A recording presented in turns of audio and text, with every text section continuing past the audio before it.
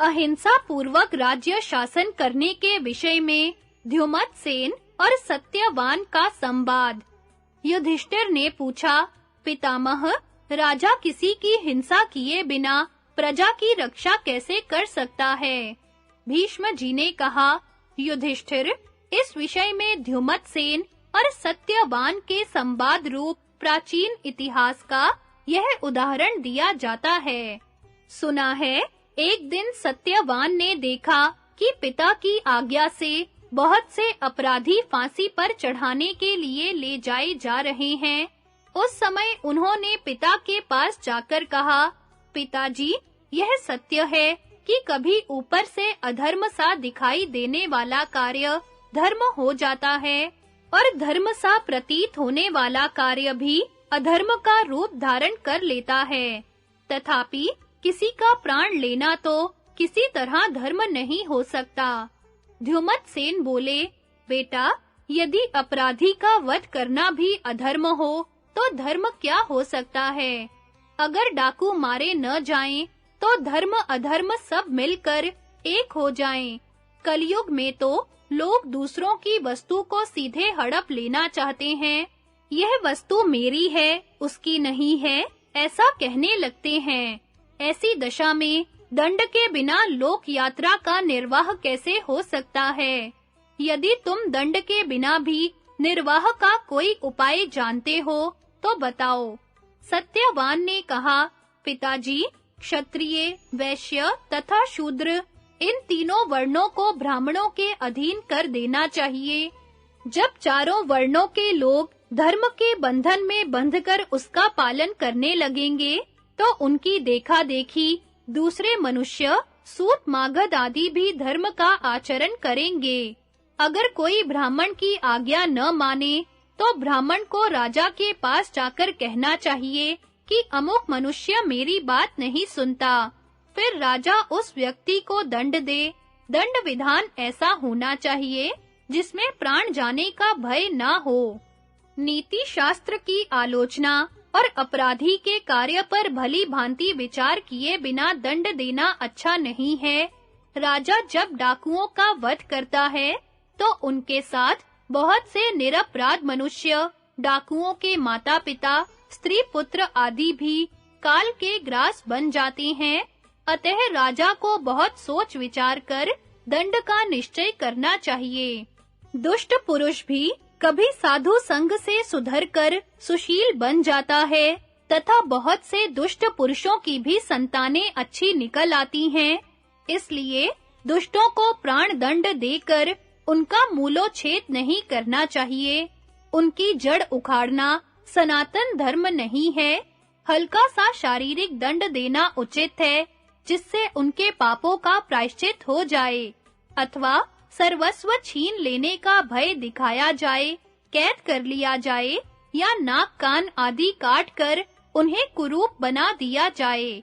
प्राण दंड देकर उनके कुटुंबियों को कलेश पहुंचाना तो कदापि उचित नहीं है। इसी तरह यदि वे पुरोहित ब्राह्मण की शरण में जा चुके हों तो भी राजा उन्हें दंड न दे। प्रजापति की आज्ञा है कि यदि दुष्ट पुरुष ब्राह्मण की शरण में जाकर यह प्रतिज्ञा करे कि आज से हम कोई पाप या अपराध नहीं करेंगे तो उन्हें छोड़ देना चाहिए, किंतु बारंबार अपराध करने पर उसे पहले की भांति दंड दिए बिना छोड़ना यह ठीक नहीं है।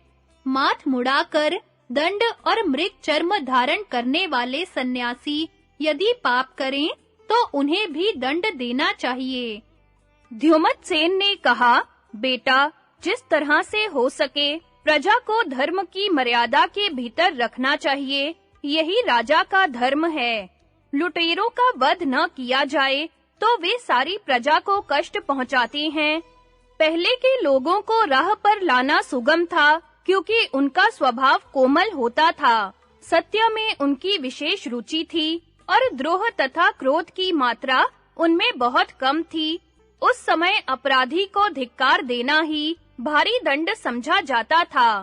फिर धीरे-धीरे लोगों में अपराध की प्रवृत्ति बढ़ने लगी। इससे वाग्दंड का प्रचार हुआ। अपराधी को कटु वचन सुनाकर छोड़ दिया जाने लगा। उसके बाद जुर्माना वसूल करने का दंड जारी किया गया और अब तो वध का दंड भी प्रचलित है। फिर भी लोगों को मर्यादा के भीतर रखना कठिन हो गया है। लुटेरे देवता, पितृ, गंधर्व और मनुष्य किसी के नहीं होते। वे तो मरघट में जाकर मुर्दों के भी जेवर उतार लाते हैं। भला उनको कौन राह पर ला सकता है? उनके ऊपर विश्वास करने वालों को तो मूर्ख ही समझना चाहिए। सत्यवान ने कहा, पिताजी, यदि आप लुटेरों का वध न करके उन्हें सत्पुरुष बनाने में असमर्थ हैं, तो और किसी उत्तम उपाय से उनकी दस्युवृत्ति का अंत कीजिए। कितने ही राजा लोक कल्याण के लिए कठिन तपस्या करते हैं। उन्हें देखकर उस राज्यों में रहने वाले दुष्ट लज्जित होते हैं और वे अपने आचरण को सुधारकर राजा के ही समान सदाचारी बन जाते हैं। बहुत सी प्रजा केवल भय दिखाने से सन्मार्ग पर आ जाती है। अतः श्रेष्ठ भूपाल अपने सद्व्यवहार से ही प्रजा पर अधिक काल तक शासन करते हैं। वे अपराधियों के प्राण नहीं लेते। यदि राजा उत्तम आचरण करता है, तो दूसरे लोग भी उसका अनुकरण करते हैं। बड़ों के आचरणों का अनुवर्तन करना मनुष्यों का स्वभाव होता है। जो राजा स्वयं विषय भोगने के लिए इंद्रियों का गुलाम हो रहा है, अपने मन को काबू में नहीं रखता, वह यदि दूसरों को सदाचार का उपदेश देने लगे, तो लोग उसकी हंसी उड़ाते हैं। अगर कोई मनुष्य दंभ या मोह के कारण राजा के साथ कोई अनुचित व्यवहार करे, तो प्रत्येक उपाय से उसका दमन करना चाहिए। ऐसा करने से वह अपनी बुरी आदत छोड़ देता है। जो पाप की प्रवृत्ति को रोकना चाहता हो, उस राजा को पहले अपना मन वश में करना चाहिए। इसके बाद यदि अपने सगे बंधु बांधव भी अपराध करें, तो उन्हें भी भारी दंड देना चाहिए। जहां पाप करने वाले नीच को महान संकट का सामना नहीं करना पड़ता, वहां पाप बढ़ता है और धर्म का हास होता है। पिताजी, एक दयालु ब्राह्मण ने मुझे यह उपदेश देते हुए कहा था कि तात सत्यवान, मेरे पूर्वजों ने कृपा करके मुझे ऐसी शिक्षा दी थी। इसलिए राजा को सत्य युग में, जबकि धर्म अपने चारों चरणों से मौजूद रहता है, पूर्वोक्त अहिंसामय दंड का ही विधान करना चाहिए। त्रेता युग आने पर धर्म का प्रचार 1/4 कम हो जाता है। द्वापर में धर्म के 2 ही पैर रह जाते हैं, किंतु कलयुग में तो धर्म का 1/4 भाग ही शेष रह जाता है। अतः उस समय मनुष्यों की आयु, शक्ति और काल का विचार करके ही दंड का विधान करना उचित है। स्वयंभुव मनु ने प्राणियों पर अनुग्रह करके बताया है कि मनुष्य को अहिंसामय धर्म का ही पालन करना चाहिए, जिससे वह सत्य स्वरूप परमात्मा की प्राप्ति कराने वाले धर्म के महान फल से वंचित न रहने पावे।